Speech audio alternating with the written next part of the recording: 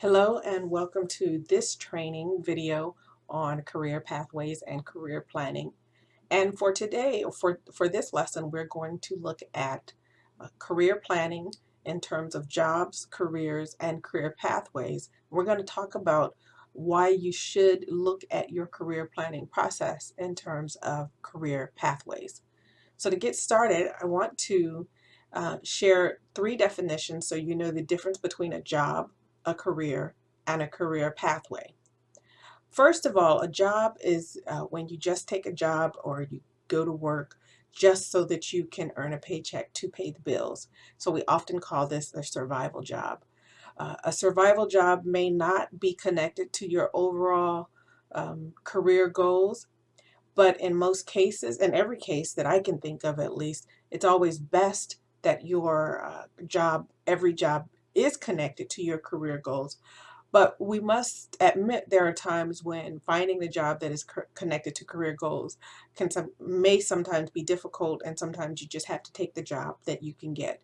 For example, if you are new to a city or an area and you just need a job, you may take a job as a security guard, but you have no intention on being in the security or protection industry, but you just need a quick job. So you take the job as a security guard while you look for a job that is within your career plan, which maybe, let's say, is something in business management um, or human resources. So that's a survival job or just a job. It's just going to work, taking a job, taking any role, any position, just so that you can earn a paycheck to pay the bills.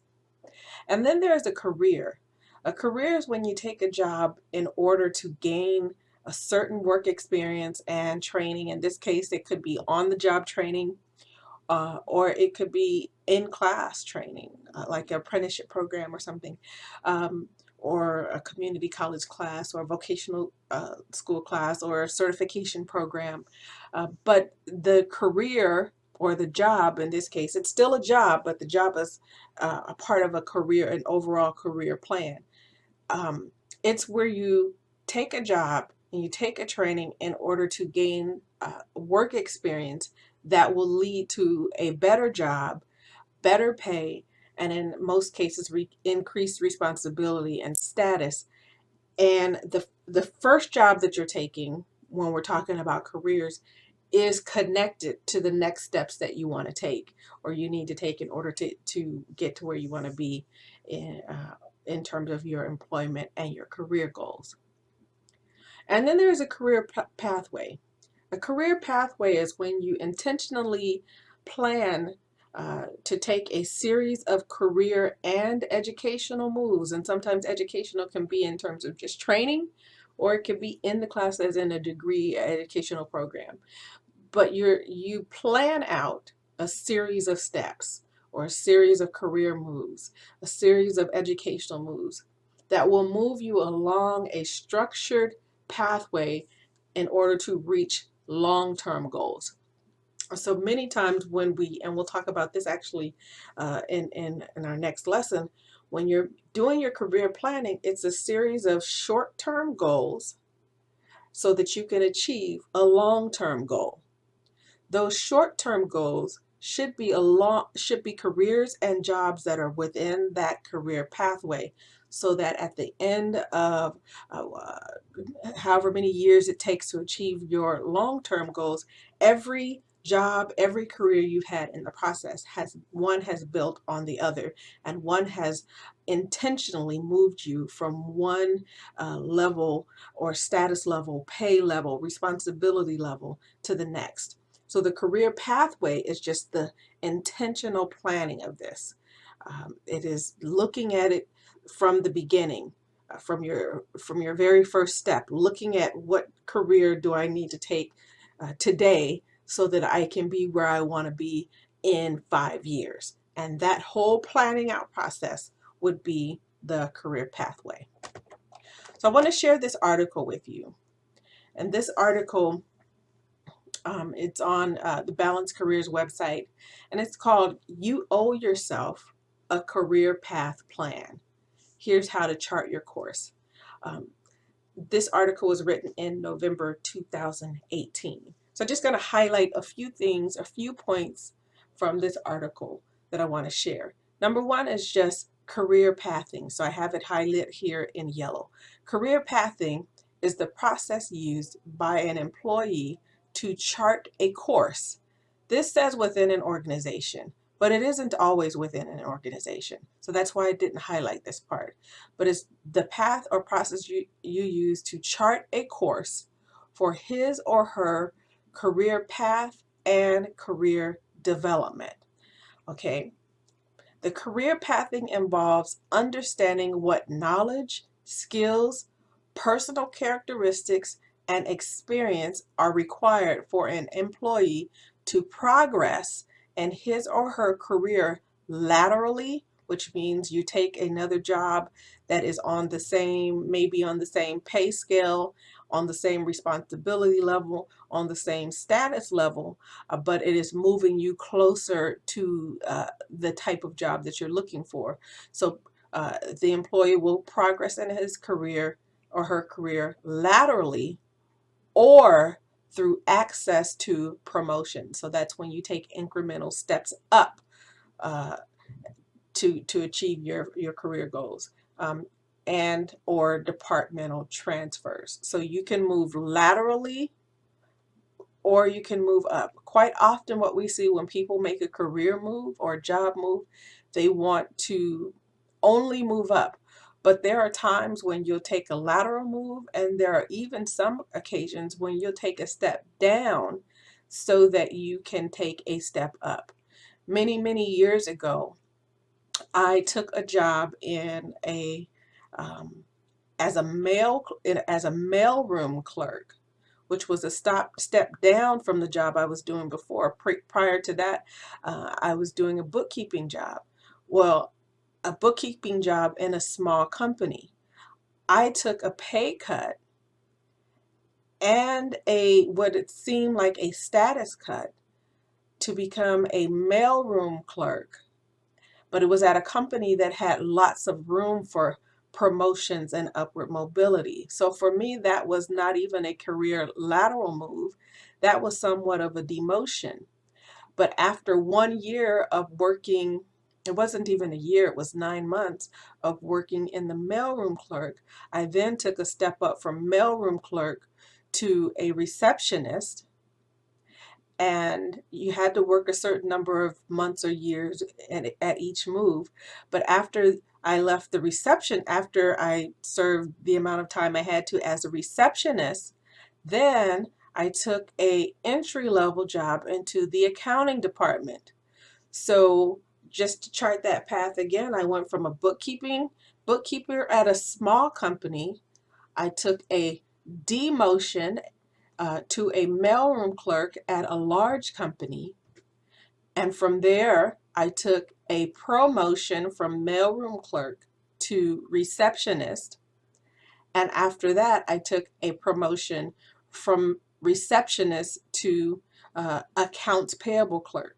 Once I became accounts payable clerk, I'm now back pretty equivalent to my bookkeeping position at the small company. But from there, I was able to move up into a staff accountant position. That's something I never would have been able to do had I not taken some demotions and or lateral moves as a career strategy, career movement strategy. Okay, so let's go back and read some more. I'm going to just read the highlight part.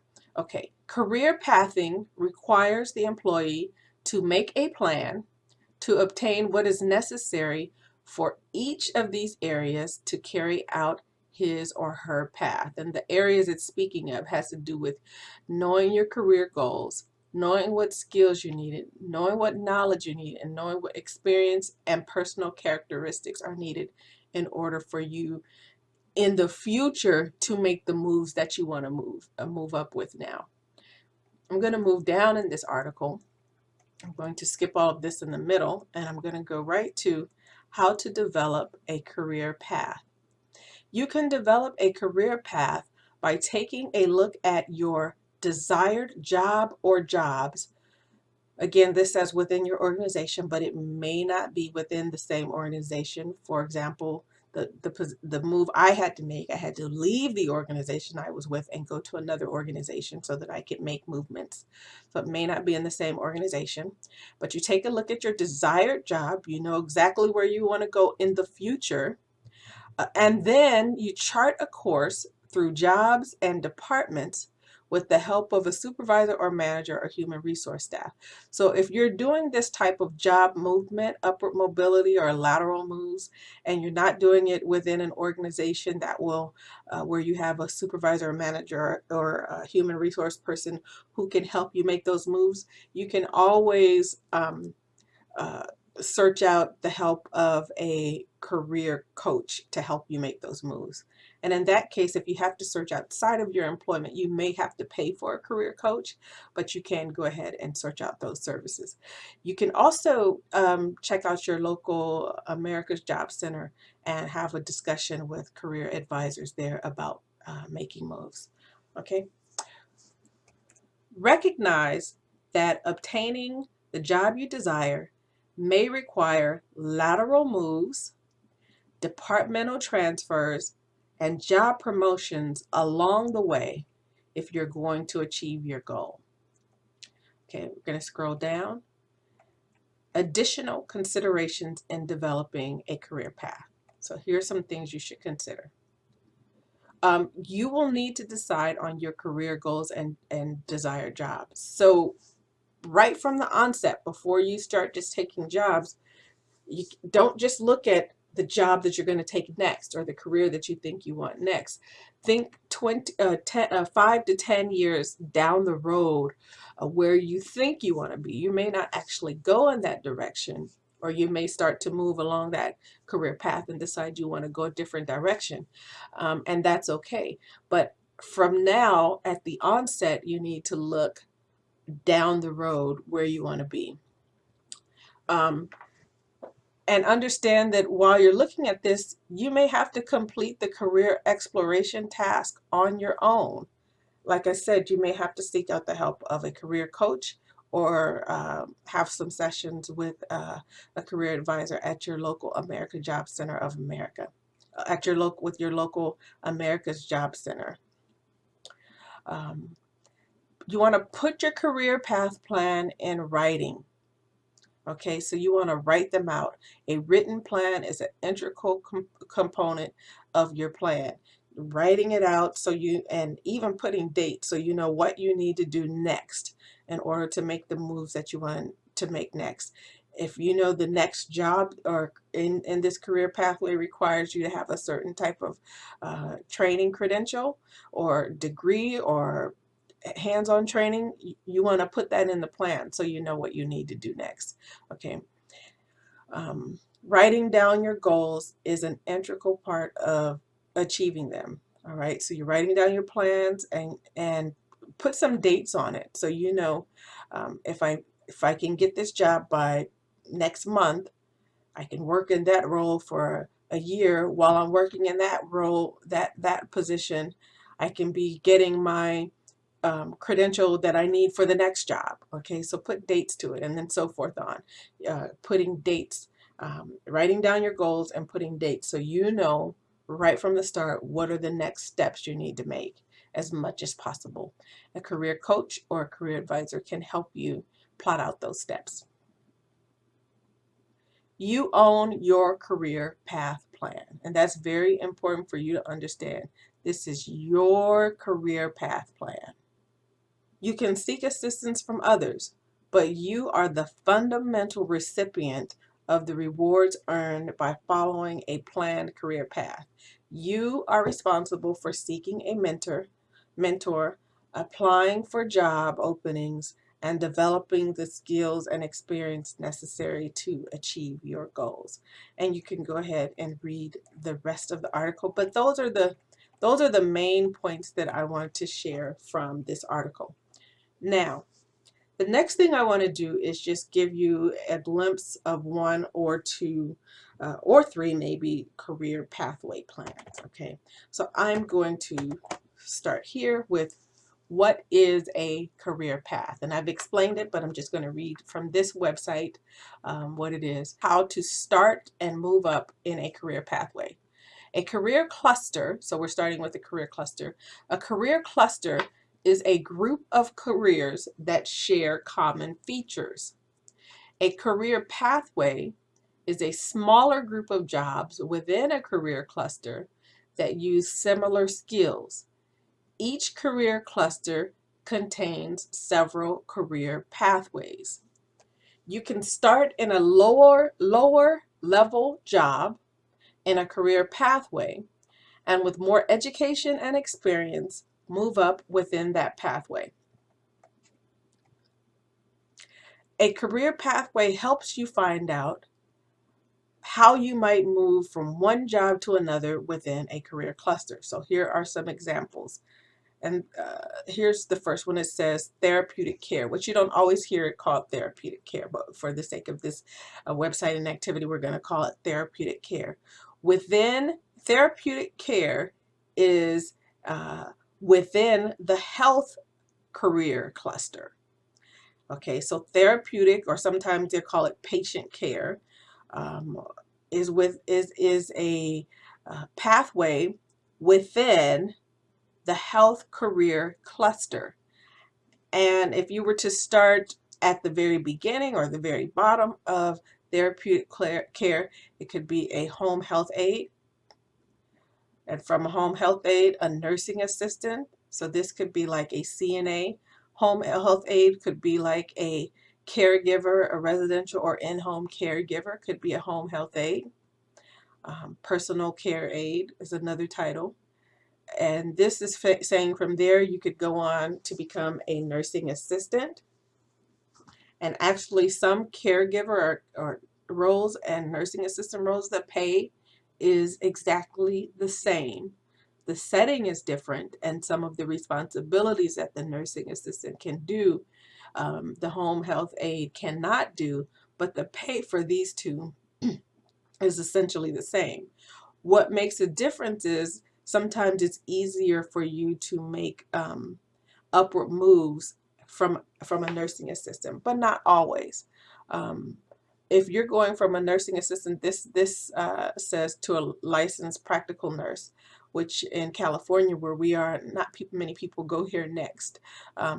Some people would go from a home care aide. They might go to a nursing assistant, and from here they might try and start their RN classes if they can get into a RN program. But that's kind of some steps you can make. Another one that's not shown here, you can go from home care aide, then take your home care aide, which you can get this job in about 8 to 10 weeks of training or less. From here, you could go to a clinical medical assisting position, which you could go back to a vocational training program that's from 8 months to a year and a half and become a clinical medical assistant. And from there, you can move up to things like practical nurse or a vocational nurse, and then to an RN. You can skip the vocational nurse role altogether and start your RN program if you can get into a program. Okay, and then here is another one, the administrative support pathway. Administrative support is a path within the business career cluster. And so here is a potential way that you can move along. The administrative support pathway is to start as a receptionist, then become an office clerk, and then become an office manager. Here is the security and protective services pathway. It is a pathway in the public safety career cluster. You can start as a security guard. While being a security guard, it goes straight to firefighter, but a more likely next step would be from security guard to an EMT. So security guard, you can become a security guard after a 5-day training, 3-day training, security guard. Take your EMT classes for about 8 months. Start working as an EMT, and then go into firefighting if that's which direction you want to go in, and then finally a fire inspector. Okay, so let me share a tool with you, or this page. If you say, okay, well, that's great, you're showing me those career clusters and career pathways, but how am I supposed to know? Here's a website that you can use to just kind of explore. So this website has career clusters and pathways to help you learn about careers that fit you. So you could see all these clusters at high-level titles: agriculture and food, architecture and construction, business management. I'm going to skip around a little bit. Finance, education and training, hospitality and tourism, health sciences, information technology. And let's say you think something you think you want. Let's say, for example, let's say you think you want to become that an office manager or an administrative management, something in management and business. So I clicked on that screen, on that page. All right. Here are some job titles that are within the business management and administrative career cluster that require only a high school diploma or equivalent in most job markets.